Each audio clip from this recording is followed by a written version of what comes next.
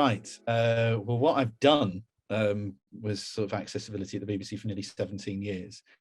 And that came from what I care about, because I started in marketing before that, the BBC.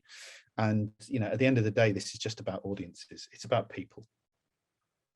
For me, it was never a kind of compliance issue. I never came from that background, but it was, the BBC is an organization, so it says it's for everyone. It's supposed to, inform, educate and entertain everyone in the UK.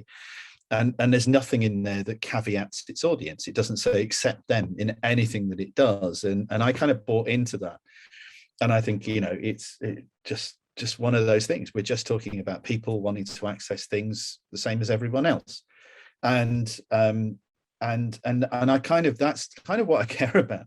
I think, that's, if you're going to deal with inclusion and equality and sort of the morality of what it is that you do, you have to start with everyone as a word.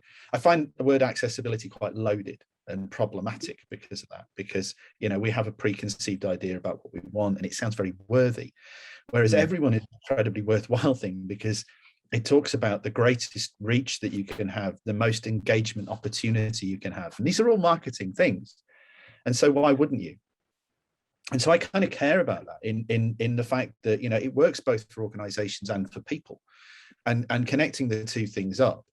And it's an interesting one as well for me. I looked at this, again, coming from an outsider's perspective back in 2005 and looking at it and slowly getting this picture in my head that actually everything starts out completely accessible and everyone can access it before we actually design and build it. So when we just have an idea, let's make a video streaming service. Yeah, great. Everyone can access that because it's not been built yet. It's just a concept. It's an abstract idea, and that's completely inclusive. And then we slowly, as designers and as engineers and as content producers, we slowly filter people out through the decisions that we make. And we're going to do it this way. And then we never think about the impact of the decisions until it's way too late. And then we go, how do we undo this? And so this is why accessibility always seemed to be this thing that was shoved in. And it was like, well, why is it shoved in? It's because it's already been shoved out actively. And it's like, well, why don't we, for me, I care about, changing that perspectives is don't build things and try and make them accessible. Try to build accessible things. Yeah. And then you're sticking with the word everywhere. It's a word I really care about. And it's something that I find massively interesting. And it's a simple word, everyone. I even at one point tried in very BBC fashion to try and get my job title changed to the head of everyone. It was a joke, but I did actually send it to my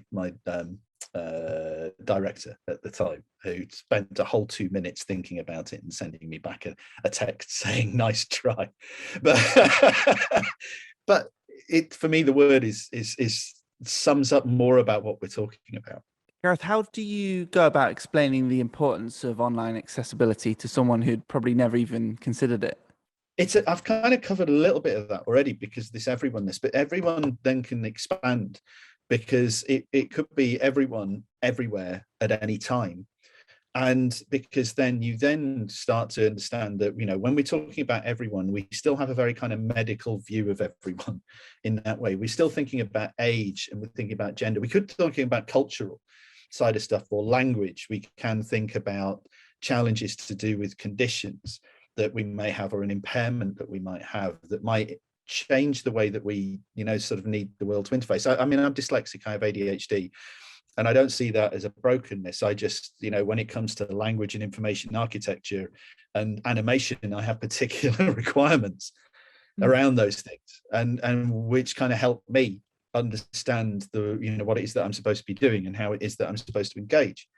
And when you're talking to people and you kind of get them to understand that they could be creating barriers, you start giving them, you can talk about the sort of the disability, but I like the social model of disability around this rather than the medical model. And this is what I try and shift people towards, is saying, no one's disabled. We all have impairments and differences, and we're all wonderfully diverse. And if you don't consider that, you disable people in the design, and by that whole point of removing them. But then I also try and get them to think about, themselves. I mean, we've both got assistive technology on our face, but we would never turn around and, sort of associate that with a disability, but we have an impairment with our eyes. But I start to get people to look at the things that they do and say, well, you have situational or transient impairment. Some people have that permanently. And I remember back in the day, BBC Sport, when they first started building the sports applications, we had this conversation. I had some product managers there, they thought it was quite a worthy thing. They didn't really understand the worthwhileness of it. And so I said to them, look, think about your audience on a Saturday. Where are they? Where are the majority of the audience? And they said, well, actually, we have a huge spike on a Saturday because people are at games and matches. They're taking their mobile phones out. This is why we're going to move from mobile web into an app. We think there's a lot of opportunity there.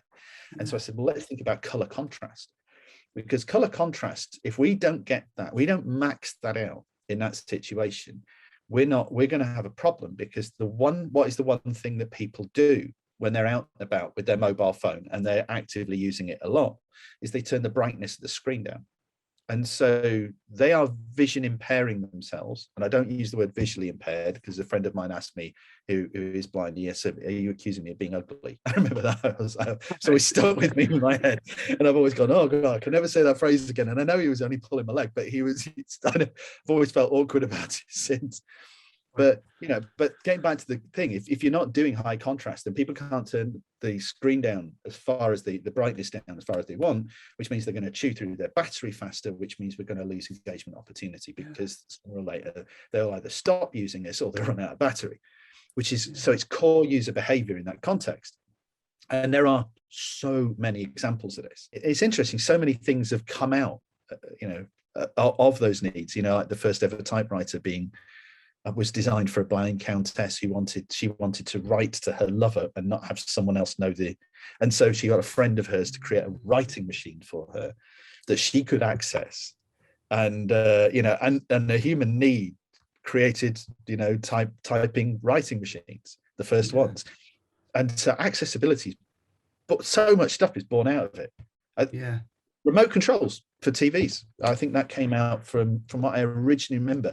That came out from a need from American hospitals after someone did a time and motion study in the 1950s or 60s of the amount of times nurses were spending changing the channels for their patients when they should be nursing.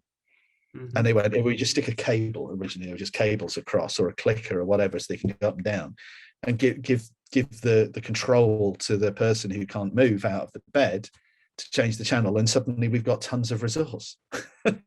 How do you think the internet will change over the course of the next 10 years? And what specific features or habits do you think will be looked back on as of their time, and be grateful that those things no longer exist?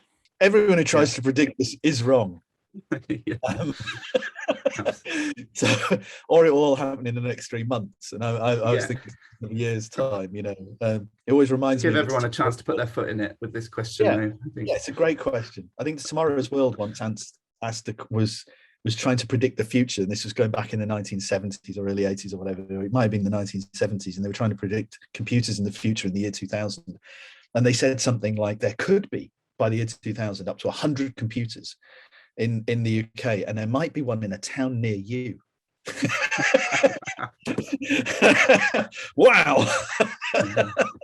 It was right in the early days, and I just love how wrong and how you can underestimate the progress. But I mean, I'd hope that I mean there's a lot of things I hope for, and I think a lot of it is to do with the generational aspect of who is coming through and working in this space and how this changes. I think a lot of the problems we have around inclusion, if I'm going to stick with that as a topic around this, a lot of the problems I have is because of people like me and people I'm in my 50s. And I think I had quite a privileged upbringing in a lot of ways around inclusion, because I from age 2 we lived on the site of a special needs school that was residential in South Manchester, and I just grew up with loads of kids who were autistic and aphasic and whatever, and they were just kids, and I was a kid. We all played together, and it was great. And so the whole thing is, I know I have a problem with this, but the problem is the education system and the way society was. People weren't in the workplace, they weren't in mainstream education. And people of my generation and a bit younger and a bit older grew up without knowing anyone, unless there was someone in your family, or, it was a difficult thing. And now when it comes to actually understanding inclusion, even though there's an enormous amount of will to be able to do it from a lot of people, they have no idea how to deal with this. They've had no life experience. Whereas, the more times I'm spending speaking with young designers and developers, I'm just amazed how mature they are in their thinking around diversity. At 25, I was just an idiot. I mean, there's no other way to describe it. With hair, and a lot thinner. And it was, but I didn't have that kind of worldview, the information they got hold of, the conversations they have. And so I have this enormous amount of hope for the future that actually people are going to understand more about this. And I think whatever the technology is, and the technologies will advance in any way that I don't understand. I don't like the term futurologist, but there are people who professionally make up stuff. You're not a sage. Yes, I'm no sage around this, but I think there's hopefully going to be, more and more of a cultural shift in the digital sphere. If you're with someone who wants to check out accessible their website or digital product is, but you only have 5 minutes, how would you go about showing them? First off, just try and use it with keyboard only. Like, just get in there with your keyboard. It's the first test. If you can't do that, then pretty much everything else will probably be stuffed. It's sometimes those really simple things like, there was a wonderful little bit of trolling, I think, that Aidan Pickering did. Was it last year? Was it last year or this year? I'm getting too old to remember even when it happened.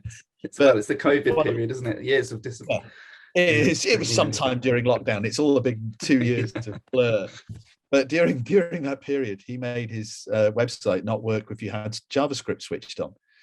And lots of developers utilized the stuff that he had on his website. And they were all complaining on social media going, I can't get to it. It's not fair. I don't know how to switch JavaScript off. And he was saying, are you understanding what you're doing? That if you have created something that people can't access, their fallback position is to switch off JavaScript, and they don't know how. So they get nothing. You understand that this is the importance. You can't turn around and say it's underlying blah, blah. You have to get it right. And he made a really wonderful point by doing that. It's put yourself in a few situations and just see what it is. And I think sometimes also just spend, if you have the luxury of doing it, and I like to think of people who experience barriers as experts in their own life experience and lived experience. It is the level of expertise. And but spend some time with someone and get to see how people, what their coping strategies are, what their, or how they deal with the changes. So in terms of the adoption of digital products and the progression towards more inclusive web, what do you think might be the biggest challenge? This is something that I don't think, in some ways I'm kind of not really qualified to answer, because there are, I'm saying it back, I like watching what goes on and what other people are doing and how they're approaching stuff. I have one few areas which I kind of focus on, which are the things that I kind of nerd out on. And I think, okay, I might not have to be all and end all idea about any of it, but that's the areas where I like to listen and understand and build up an opinion on. Yeah. And by the way, I don't think, no one should turn up with the answer. It's one of the big problems with the whole thing is we all turn up trying to solution everything, and people should spend more time asking good questions. And, it's like so many times you see things and it's like, hang on a minute, we actually check the questions out. We're already going in. We're presuming a lot of stuff here, or we've taken stuff as read. And yes, maybe that is the barrier. I think after time, this is when we have problems, when people start talking, absolute rot about Comic Sans and serifs versus sans serifs, and it's like, well, where did you get that information from? Can you tell me? Can you show me? Can you evidence it? Oh no, apparently it's just the truth. And it's like, no, it's the serif thing is never been proven. There was only one study, as far as I'm aware, where it actually was conclusive, and that's when they were studying fonts on very sort of 1970s, 80s kind of mainframe computers that had green screen CRT monitors whose software could not render serifs. And so when you tried to use a serif font on it, it was just like, ugh, horrible. Yeah. And so the studies went down that actually the legibility on these things were sans. And then everyone's kind of forgotten the context and taken what they think is the truth and then just sort of carry on delivering it. And it's absolute rubbish. There's no evidence behind any of it. But there's those kind of problems that we have often with engaging with things on what to do. But watching what organizations like Valuable 500 and Disability In and Business Disability Forum are doing, and where they're literally signing people up at the top, which is the most fantastic thing to do, because then you know people like me deal with the fallout. But it's like getting organizations to turn around and challenging them and saying, why wouldn't you do this? Yeah. And getting them to turn around going, actually, we should be doing this. You know, this is opportunity as far as cultural growth as an organization. It's opportunity as far as reach and share of the things I've covered. It's opportunity as far as brand is concerned. There's so much opportunity here. Finally, what's the one thing you think anyone can do or learn to try and play their part in our progression towards a more accessible internet? It doesn't matter if you know anything about accessibility at all. You know, for me, if as long as you have the will, and you know, and you engage and just turn around and say, why wouldn't I? You know, I want to deal with this. I think the one thing that you need to do is, if you're working in any organization, large or small, is literally find your tribe around this. I think it's, you know, do the cultural thing first. You know, it's one of the things that it came about kind of by accident at the BBC. We formed a champions network. We actually did it twice because it kind of fell apart at one point when I went off on not sabbatical, but like attachment to UView when we were building UView for a short time, and we weren't having it properly managed, etc., and it kind of fell apart a bit, but we got it back together again. But literally, it's go and find your people, because when I started, I mean, I wasn't I'd come from the design industry before coming in as a brand manager, but I wasn't a developer, and you know, and accessibility was new for me, and I was coming, you know, and I was in a massive organization, and I didn't know it, you know, going into a new division, I didn't know anyone or what was going on. And I just did something quite cheeky, and I contacted the central comms team and said, can I send out an email to everyone in the division? I need to do and we were all, most of us anyway, were in West London at the time, in W12. We're not, they're all over the country now, but most of us were there. And they were like, yeah, you can. We got permission from the senior management to do it. And I just sent this little email out, and it said something along the lines of, and I got a little bit of budget together, and I said, you know, Thursday next week, on lunchtime, I'm going to be in the boardroom in the media centre on my own, with a load of sandwiches and tea. And so do come along if, one, you want free lunch, two, you're interested in accessibility, you don't need any level of expertise, or three, you feel sorry for me because I've got no friends. And it's, you know, and we packed the room. And it was just extraordinary, the amount of people that turned up, just wanting to know what, you know, okay, I've heard about the word accessibility, I don't know anything about it, what's going on, can I, you know, and suddenly I had this massive group of people who were interested, and I met some extraordinary people in there who were just involved forever. And Ian Hamilton, who runs GA Conf and is probably one of the biggest names in games accessibility, was one of the people who rocked up, and Al Duggan, who's now at Nementa, and all sorts of people were in that room, and it was extraordinary. And I found out they were all trying to drive little things within their teams and trying to create change. And it was like, well, we can do bigger things together, and we can learn from each other, you know. And you know, Al was trying to build the first website using CSS. The BBC had never done it before.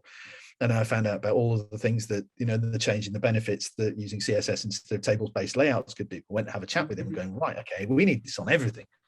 You know, how do we, this is my problem.